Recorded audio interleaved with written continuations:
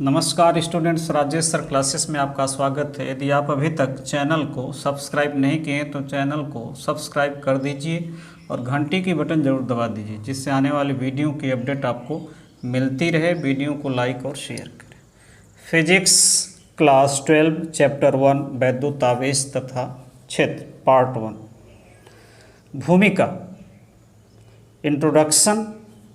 हम आप लोग शुष्क मौसम विशेषकर जाड़ों में स्वेटर अथवा पॉलिएस्टर के वस्त्रों को शरीर से उतारते समय चट चट की आवाज़ सुनते हैं अथवा चिंगारियाँ देखने को मिलती है। यानी जाड़े के मौसम में जब हम कपड़े उतारते हैं तो उतारते समय चट चट की आवाज़ अथवा चिंगारियाँ देखने को मिलती हैं, लेकिन हम लोग इस पर ध्यान नहीं देते हैं।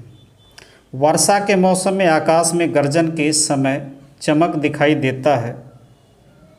विद्युत झटके बल के संवेदन का अनुभव हमें उस समय भी होता है जब प्लास्टिक की सीट पर खिसकते समय लोहे के छड़ को पकड़ते हैं। इसी प्रकार जब कांच के छड़ को रेशम से रगड़ें तो कांच का छड़ हल्की वस्तुओं को अपनी ओर आकर्षित करता है। यानी वर्षा के समय आकाश में गर्जन होता है, चमक होती है, जिससे हमें बल का अनुभव होता है। यानी यदि हम प्लास्टिक की सीट पर भी बैठे हैं और खिसकते हैं, उसी क्षण यदि हम लोहे के छड़ को पकड़ें तो हमें झटका महसूस होता है। इसी प्रकार कांच के छड़ को यदि रेशम से रगड़ें तो वह क्या करता है, हल्की हल्की वस्तुओं को अपनी ओर आकर्षित करता है। यदि प्लास्टिक के जो स्केल होते हैं उसको भी रगड़ें और तो देखते हैं कागज़ के छोटे छोटे टुकड़ों को क्या करता है, अपनी ओर आकर्षित करता है। स्पष्ट है कि इन पदार्थों में यह गुण रगड़ने के कारण अर्थात घर्षण द्वारा उत्पन्न होता है। इस गुण के प्राप्त कर लेने पर पदार्थ वैद्युतमय कहलाते हैं, अर्थात पदार्थ ने आवेश ग्रहण कर लिया है। यानी यह जो गुण होता है रगड़ने के कारण ही उत्पन्न होता है। इस गुण को प्राप्त करने से कहते हैं कि पदार्थ क्या हो गया, वैद्युतमय हो गया, अर्थात पदार्थ ने आवेश ग्रहण कर लिया। इस आधार पर हम वैद्युत आवेश को परिभाषित कर सकते हैं।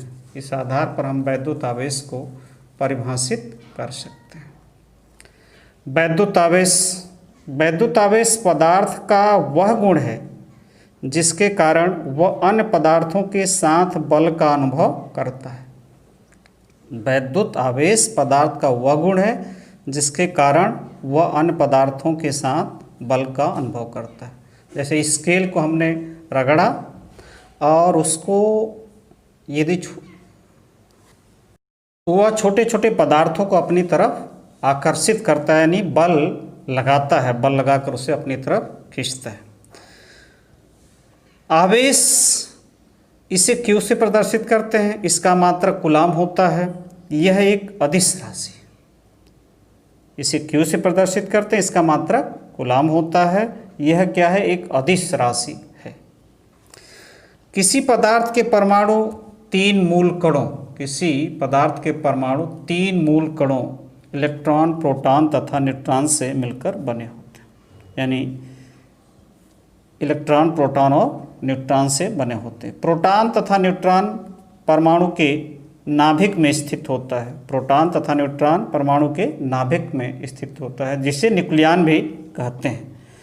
जबकि इलेक्ट्रॉन नाभिक के चारों ओर विभिन्न कक्षाओं में परिक्रमण करता रहता है। इलेक्ट्रॉन क्या करता है, नाभिक के चारों ओर विभिन्न कक्षाओं में परिक्रमण करता रहता है। जब कोई वस्तु आवेशित होती है तो इसका कारण है कि परमाणु द्वारा इलेक्ट्रॉनों का त्यागना या ग्रहण करना होता है। जब कोई वस्तु आवेशित होती है तो इसका सीधे कारण है कि परमाणु द्वारा इलेक्ट्रॉन का या तो त्याग है या तो ग्रहण करना होता है। और जब कोई पदार्थ इलेक्ट्रॉनों को त्यागता है तो वह धन आवेशित तथा ग्रहण करने पर ऋण आवेशित हो जाता है। यदि कोई पदार्थ है इलेक्ट्रॉनों का त्याग करता है तो उस पर धन आवेश आ जाता है। यदि वह इलेक्ट्रॉनों को ग्रहण करता है तो कहा जाता है कि वह वस्तु ऋण आवेशित हो गई। इस प्रकार हम कह सकते हैं कि आवेश दो प्रकार का होता है, धन आवेश पॉजिटिव चार्ज और नेगेटिव चार्ज। अब पॉजिटिव चार्ज और पॉजिटिव चार्ज के बीच कौन सा बल लगता है या कैसा व्यवहार करता है, नेगेटिव नेगेटिव के साथ कैसा व्यवहार करता है, पॉजिटिव और नेगेटिव के बीच कैसा व्यवहार होता है। तो देखिए, धन चार्ज, यदि धन चार्ज के साथ क्या करता है, प्रतिकर्षण। यदि कोई क्षण धन आवेशित है, दूसरी भी धन आवेशित है, एक दूसरे को रिपेल करेंगे, प्रतिकर्षित करेंगे। और ऋण आवेश भी एक दूसरे को क्या करेंगे, प्रतिकर्षित करते हैं। जबकि धन आवेश तथा ऋण आवेश एक दूसरे को आकर्षित अट्रैक्ट करते हैं। तो सजातीय आवेश एक दूसरे को प्रतिकर्षित करते हैं, जबकि विजातीय आवेश एक दूसरे को आकर्षित करते हैं। यानी सजातीय आवेशों में प्रतिकर्षण, विजातीय आवेशों में आकर्षण होता है। चालक तथा विद्युतरोधी अचालक, चालक तथा अचालक, जिसे विद्युतरोधी भी कहते हैं। चालक क्या होता है, कंडक्टर्स।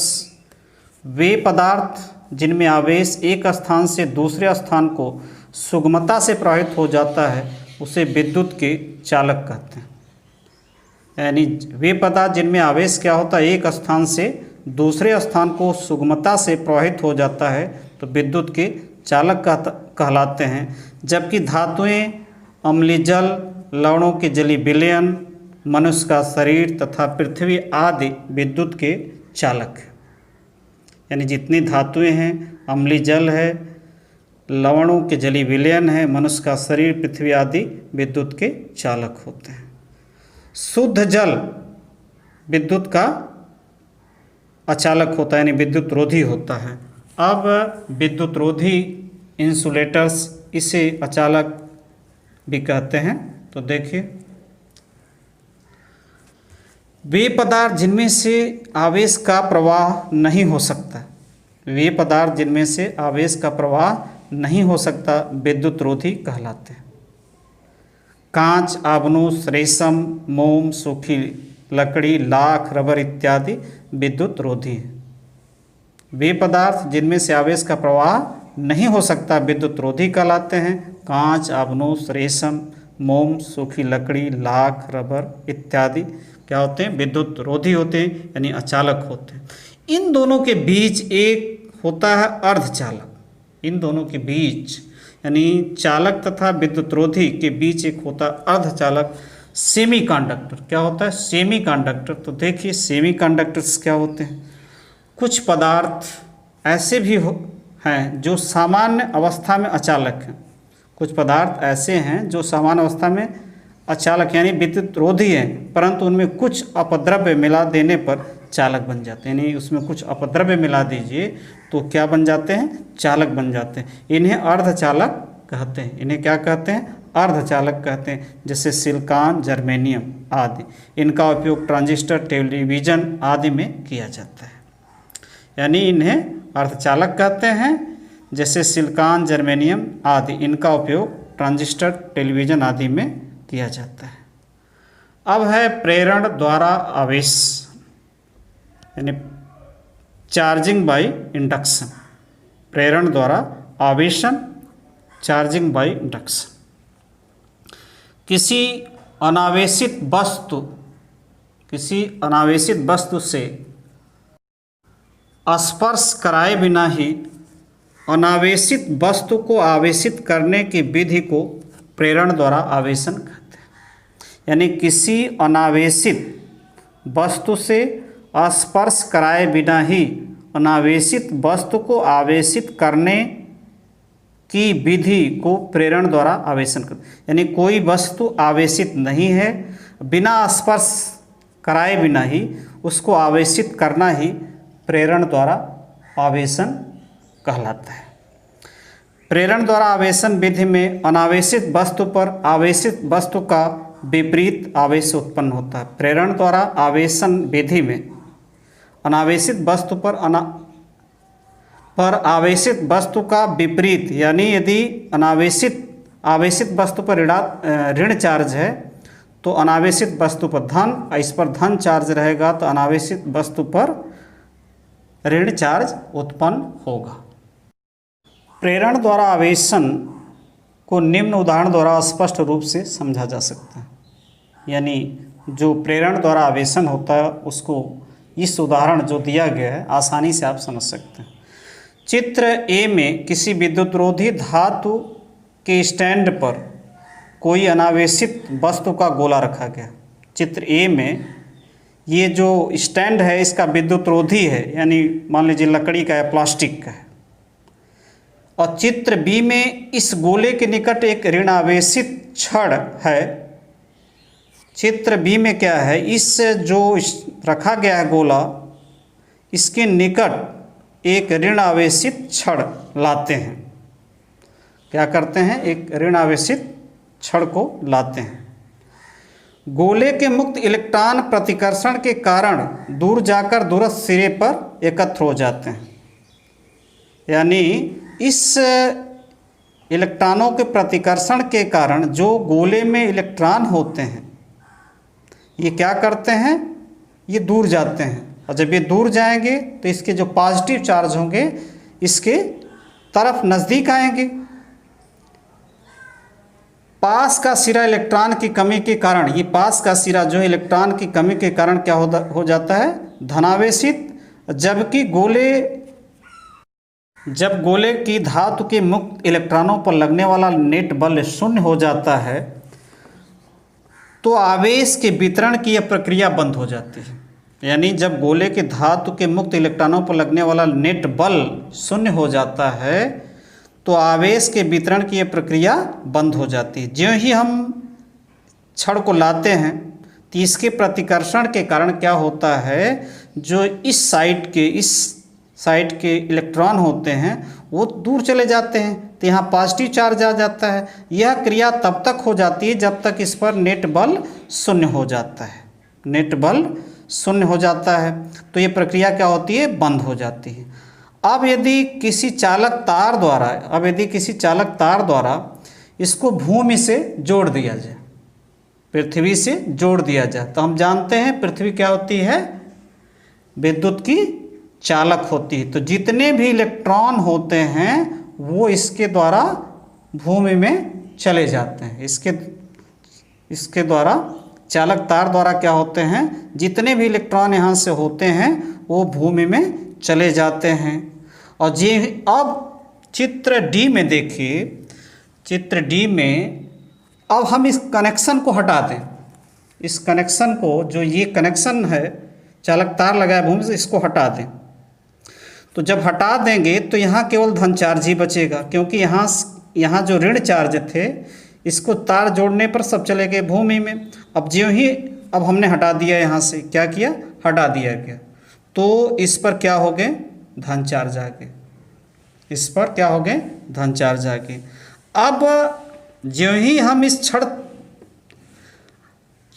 को हटाएंगे, ऋण आवेशित छड़ को हटाएंगे, तो ये जो आवेश होते हैं वो एक समान रूप से गोले पर वितरित हो जाएंगे, एक समान रूप से इस गोले पर क्या हो जाएंगे, फैल जाएंगे। को एक बार और देखिए, जैसे ये अनावेशित, ये आवेशित नहीं है। अनावेशित मतलब इसका आवेशन नहीं हुआ, कोई चार्ज नहीं है। अब इसके नज़दीक यदि एक हम ऋण आवेशित, जिस पर नेगेटिव चार्ज है, लाते हैं तो इसके प्रतिकर्षण के कारण जो इलेक्ट्रॉन होते हैं इस साइड में चले जाते हैं, तो ये साइड क्या हो जाता है, धनावेशित हो जाता है। जब हम इसको तार के द्वारा भूमि से जोड़ देते हैं तो जो ये इलेक्ट्रॉन होते हैं भूमि में चले जाते हैं और यहाँ क्या बचता है, केवल धन चार्ज। और हम इस कनेक्शन को हटा देते हैं, इस कनेक्शन को भी हटा देते हैं और इसको भी देखिए, यहाँ धन चार्ज हो गए, यहाँ ऋण चार्ज है। अब यहाँ कनेक्शन को हटा दिया गया, यहाँ यदि इसको भी हटा दिया जाए तो ये ई चित्र में क्या हो रहा है कि जो आवेश है एक समान रूप से ये क्या होते हैं, गोले पर फैल जाते हैं। तो हम देख रहे हैं बिना संपर्क के द्वारा यानी दूर से ही ये गोला जो अनावेशित था वो क्या हो गया, आवेशित। बिना स्पर्श किए ही ये गोला जो क्या था, अनावेशित था, वो क्या हो गया, आवेशित। तो यह प्रक्रिया क्या कहलाती है, प्रेरण द्वारा आवेशन। वैद्युत आवेश के मूल गुण हम जानते हैं कि आवेश दो प्रकार का होता है, धन चार्ज तथा ऋण चार्ज। और समान चार्ज एक दूसरे को प्रतिकर्षित करते हैं, यानी सजाती एक दूसरे को प्रतिकर्षित करते हैं, रिपेल करते हैं, तथा विजाती आवेश, असमान आवेश एक दूसरे को अट्रैक्ट करते हैं, आकर्षित करते हैं।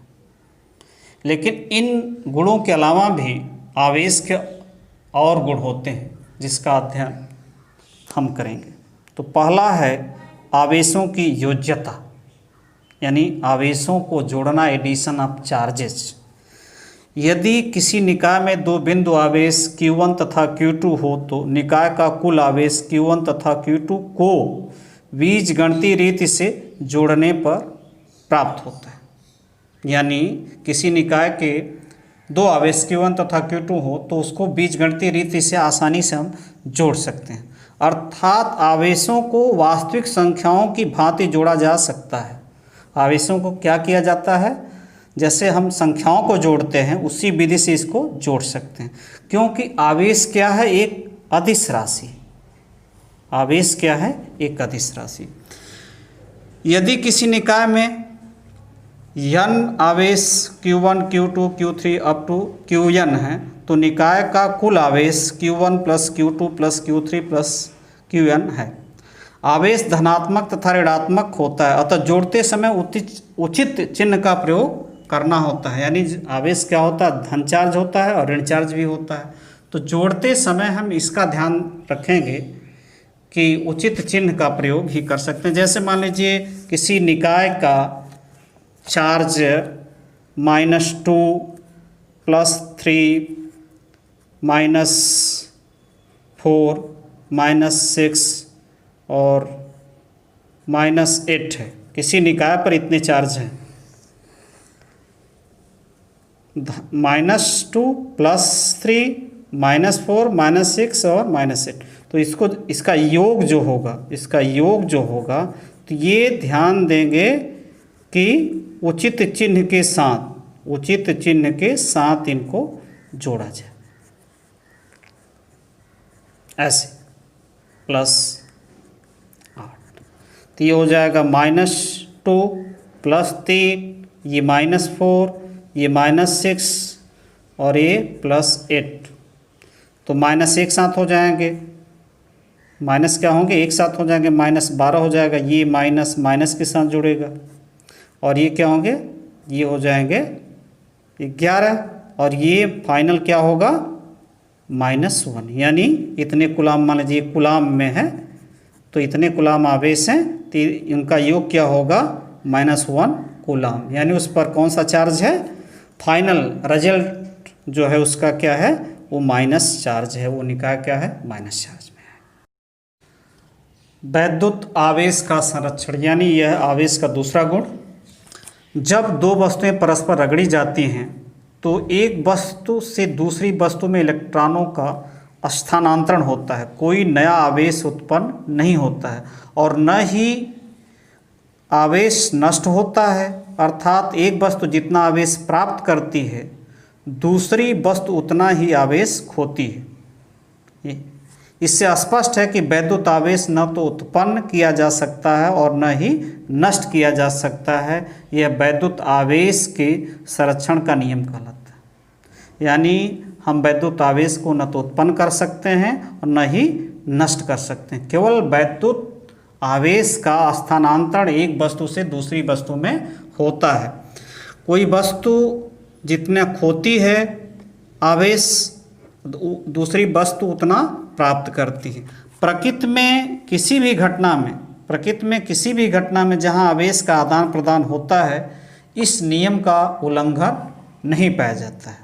प्रकृति में किसी भी घटना में जहाँ आवेश का आदान प्रदान होता है, इस नियम का उल्लंघन नहीं पाया जाता।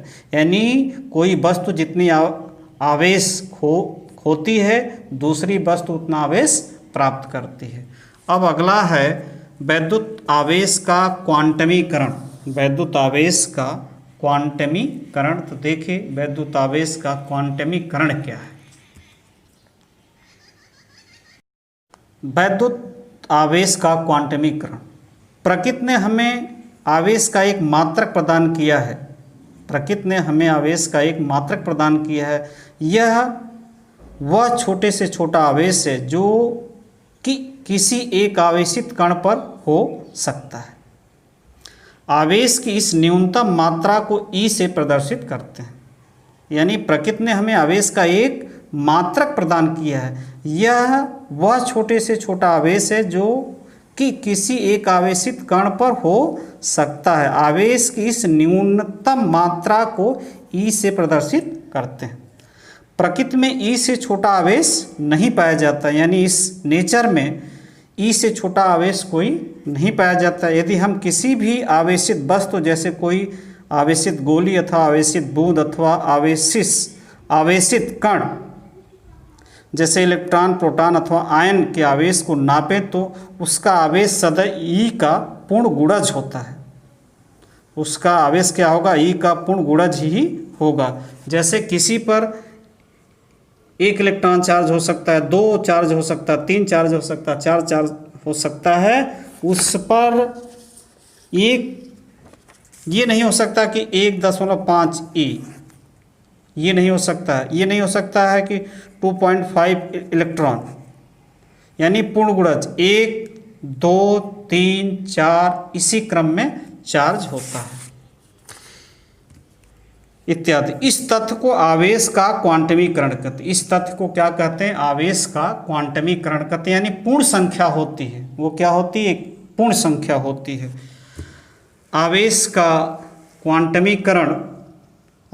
क्वांटमीकरण फैराडे के विद्युत अपघटन के प्रायोगिक नियमों से प्राप्त हुआ था। यानी आवेश का क्वांटमीकरण फैराडे के विद्युत अपघटन के प्रायोगिक नियमों से प्राप्त हुआ था। प्रयोगों द्वारा ज्ञात है कि ई बराबर 1.6 × 10⁻⁻19 कूलाम होता है। यानी ई का जो मान होता है, इस पर कितना ई का मान होता है? 1.6 × 10⁻⁻19 कूलाम।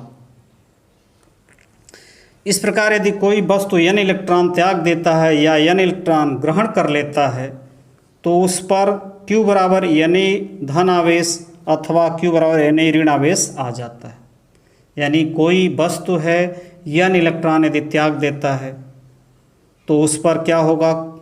कितना धन चार्ज आएगा? Q बराबर Na धन चार्ज आएगा। और जो वस्तु ग्रहण करेगी उस पर भी कितना चार्ज होगा? इतना होगा, क्योंकि आवेश संरक्षण का नियम लागू होता है। आवेश पर संरक्षण का नियम लागू होता है। तो एक प्रकार से सूत्र हो गया कि Q बराबर Na, ई क्या है? आप ई का मान है 1.6 × 10⁻⁻19, यानी इलेक्ट्रॉन का आवेश वो मिनिमम होता है। तो एक सूत्र मिला, आवेश बराबर Na × ई। n क्या है? संख्या, ये आवेश है और ये इसका मान है 1.6 × 10⁻⁻19 कूलाम। उदाहरण 1.2 NCERT बुक की है। यदि किसी पिंड से 1 सेकेंड में 10⁻9 इलेक्ट्रॉन किसी अन्य पिंड में स्थानांतरित होते हैं तो 1 कूलाम आवेश के हस्तांतरण में कितना समय लगेगा? 1 सेकेंड में 10⁻9 इलेक्ट्रॉन, यानी